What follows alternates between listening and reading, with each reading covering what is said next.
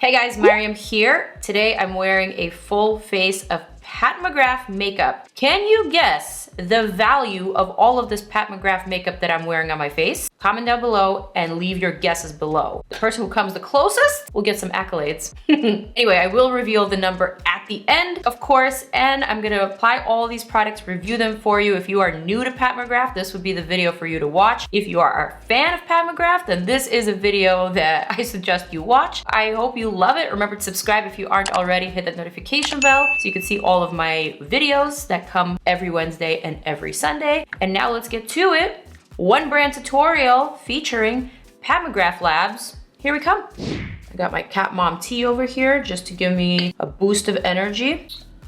Because you know, it is early and I'm trying to pick myself up. First things first. I'm gonna be using Pat McGrath's Skin Fetish Sublime Perfection Primer, as well as her Sublime Perfection Foundation, as well as the Skin Fetish Sublime Perfection Concealer, Powder, and Under Eye Powder. Whew.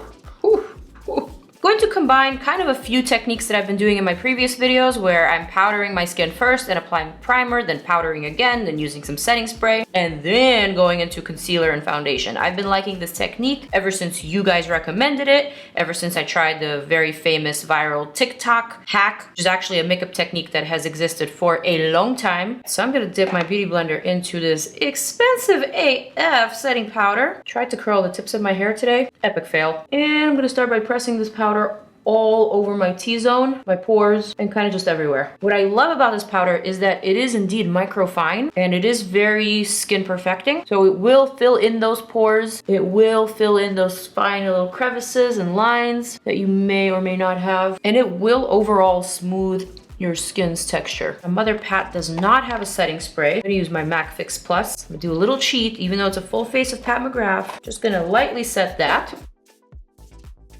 I'm gonna take this also very expensive primer. And this primer is really meant for Pat's foundation. They go great hand in hand. I'm gonna apply some on the back of my hand. You've seen me use this one before. Kind of pinky. It's got that slight silicone-y feel to it, but it is a good primer for this foundation. So I'm just gonna stick to that combo today. I use this fancy brush to spread it out. Have you guys noticed that I've been loving primer application with a brush? I just feel like it's the easiest way to prevent oils from getting in there by applying it with something other than your fingers and really sealing it in. Next, yeah, you guessed it, more powder.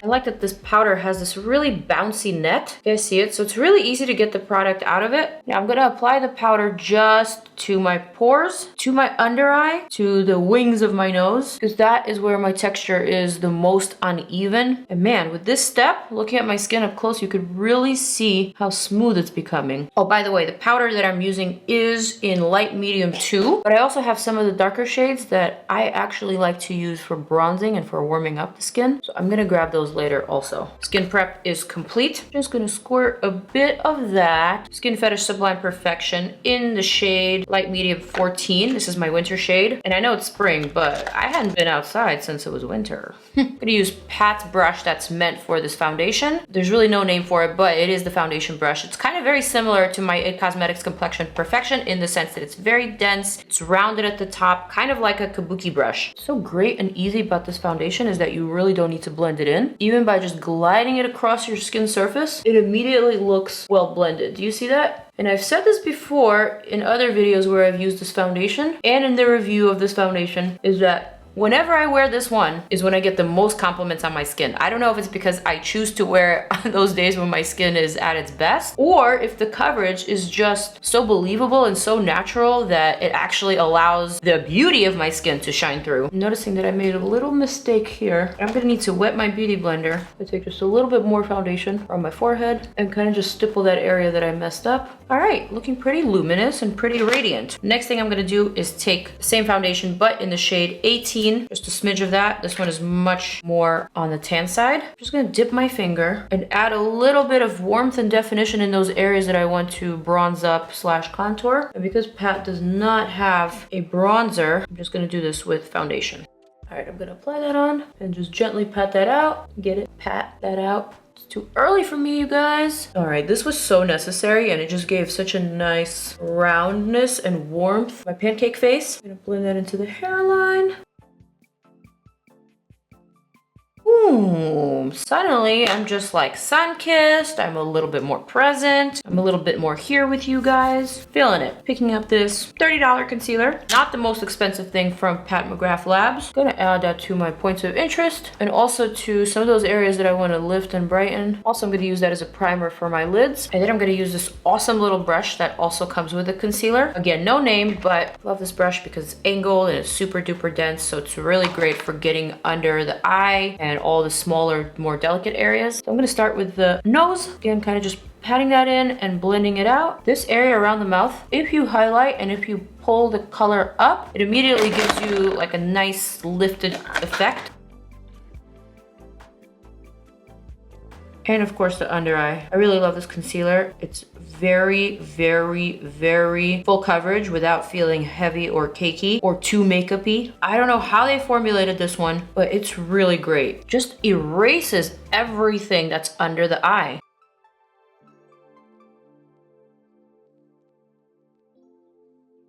I'm gonna set my under eye with this Skin Fetish Sublime Perfection Blurring Under Eye Powder in Light. This, you guys, is my current absolute favorite under eye setting powder. I love how fine it is, and I also love how subtly it brightens. So this concealer plus this setting powder, man, it's a perfect marriage. I do have a review on the whole system you guys can check out up here, but these two products are definitely something that I reach for often. I'm gonna use a little bit on the top of my lids, not on the top of my lids, on my lids. And this will essentially serve as my primer for my eyeshadow. Pat's eyeshadows are super pigmented, so you don't want to use a very grippy primer because then it'll be kind of hard to blend out. So instead I like to use this method. Next, I just filled in my eyebrows. Mother Pat does not have any brow products, so I am sensing that perhaps there will be a brow collection from Pat McGrath Labs sometime soon. Just perhaps, just saying. Maybe hoping and praying. Moving right along. I am up to the eyes, which is my favorite category, which is probably your favorite category. So let's see, we have a bunch of options here. We have Pat McGrath Labs Mothership 6 palette, $125. All of Pat McGrath's 10 pan eyeshadows that are this size, all the Mothership palettes are $125. This one is Midnight Sun, one of my favorites, so it's an option. We also have Mothership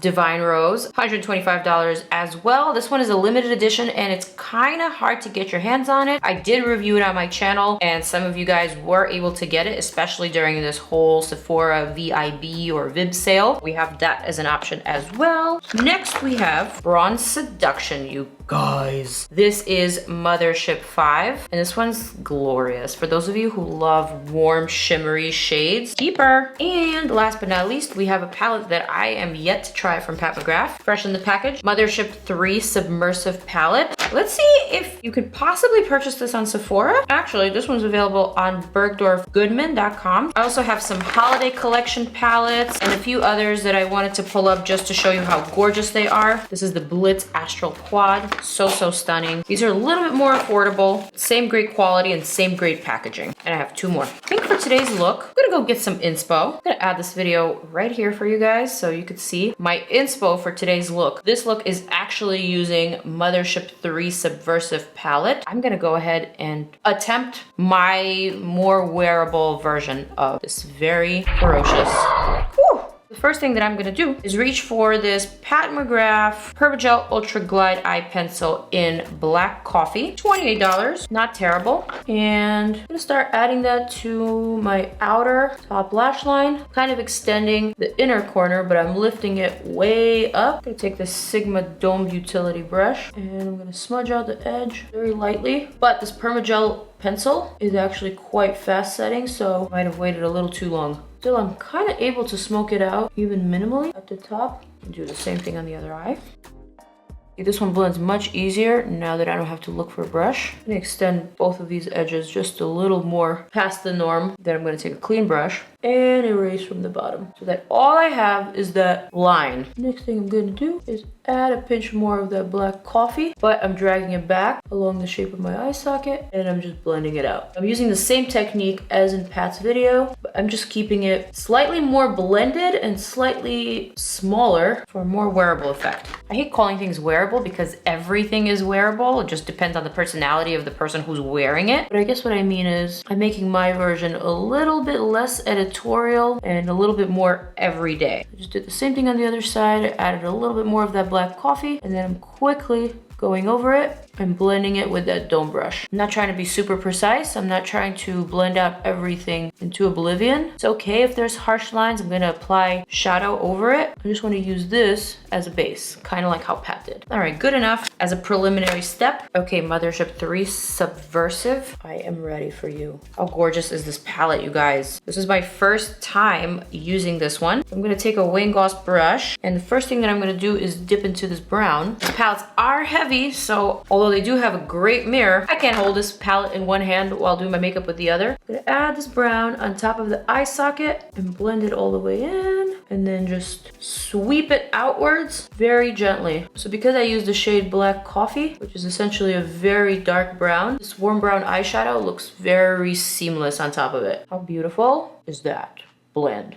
Same thing on the other side. And I'm telling you, you don't even need a primer with Mother shadows. In fact, you'd be doing yourself a disservice if you used a primer. Of course, if you have super oily lids like me, yes, use a primer that will zap your oils, or just use a concealer with powder. But don't use anything too grippy like the Fenty Beauty primer or any of those P. Louise. You absolutely don't need those. In fact, it'll probably make the product a lot harder to blend out. And if you're not absolutely careful, you could potentially create a very patchy eyeshadow look. Smoky baby, smoky. Next thing I want to do, pick up a bit of this super duper beautiful creamy sparkly shimmery shade, and I'm gonna add that right on top of that corner liner. These eyeshadows are so professional, you guys. They just apply and adhere so well. Payoff is insane. There's no fallout. Truly, truly, truly a pleasure to create looks with. Okay, so just a little bit of that subtle sparkle here.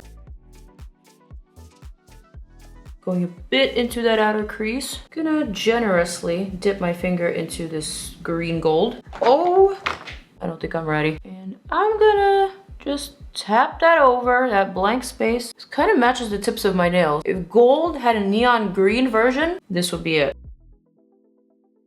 Well, wow. I think this is the pink from the video. Looks white on camera, but it's actually very pearly and oyster shell-like. Perhaps it needs to be wet. Yes, bit of that pink in that inner corner. This one's a much more subtle color than I'm used to. Maybe it just needs to be worked a little. For the lower lash line, let's go back to our pencil. We're gonna connect that top to the bottom, smudge that with the brush. I'm gonna take that same black coffee, since this is our theme for today, even though I'm drinking tea, and I'm gonna add that directly to my waterline for the dramatics. If you're really brave, you could also tightline the top lash line, which I hate doing. So ticklish. And it's also kind of hard to remove at the end of the day, but it really does make a difference. Oh God, this right here is the worst part. I can't do it without blinking. It's just so ticklish. Oh God, but look at that. Smoldering, halfway smoldering. For my lashes today, Pat McGrath FetishEyes Mascara, $30. Now I'm gonna pick up Pat's Perma Precision Liquid Eyeliner, $32. Are you guys counting with me? I'm gonna add a very thin line of liner just to the top. I'm gonna do a very subtle but long wing. I feel like it goes. One final touch, picking up this champagne shade here. Just adding some highlighted points of interest under the brow arch. Oh, this one's lovely. Now I'm ready for the mascara. This is my first time using this mascara because, as I've said in many of my previous videos, I'm not a non-waterproof mascara girl, but I will do it for Pat. For those of you who like regular mascara, look at those lashes. Look at the difference. I mean, clearly this is a very thickening, volumizing formula. We're almost done with the face. I'm gonna apply my falsies in just a sec, but I am gonna go back to my cheeks. I do have a highlighter, you guys, and it is this stick right here. Have you ever?